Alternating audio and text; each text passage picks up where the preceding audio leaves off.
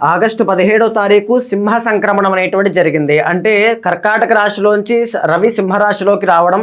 రవి అనేటువంటి ఆయన సింహరాశిలో ఉన్నారంటే ఓన్ హౌస్ అండి రవి అంటే, ఈ సింహరాశి అంటే.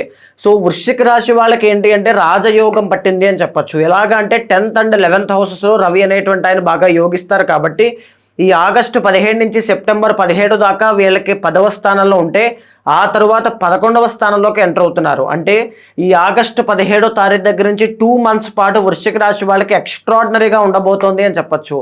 ఏ విధంగా వీళ్ళకి మార్పులు ఉంటాయి? ఫస్ట్ ఆఫ్ ఆల్ ఏంటి అంటే కెరీర్ అండి. చేసేటువంటి పని కానీ, వృత్తి కానీ, కర్మ కానీ ఏం చేసినా అందులో విజయం పొందే అవకాశం ఉంటుంది. పనులన్నీ కూడా ఫాస్ట్గా రావడం, క్లయింట్స్ అంటే ఈ కస్టమర్స్ అనేటువంటి వాళ్ళు బిజినెస్లో బాగా పెరగడం. లేదు అనుకుంటే చాలామంది నిరుద్యోగస్తులు ఉంటారు. అంటే ఉద్యోగం లేని వాళ్ళందరికీ కూడా ఉద్యోగ యోగము, ప్రభుత్వ ఉద్యోగం కోసం ప్రయత్నం చేసే వాళ్ళకి శుభవార్త అని చెప్పొచ్చు. ప్రమోషన్ కోసం చూసే వాళ్ళకి రాజయోగం అని చెప్పొచ్చు. రాజకీయాల్లో ఉన్న వాళ్ళకైతే పదవీ యోగం పడుతుంది అని చెప్పొచ్చు. ఈ 2 monthsలో మీ ఆరోగ్య సమస్యలు తగ్గుతాయి, పదవీ యోగం అనేటువంటిది బాగుంటుంది, పనులన్నీ విజయవంతంగా పూర్తవుతాయి.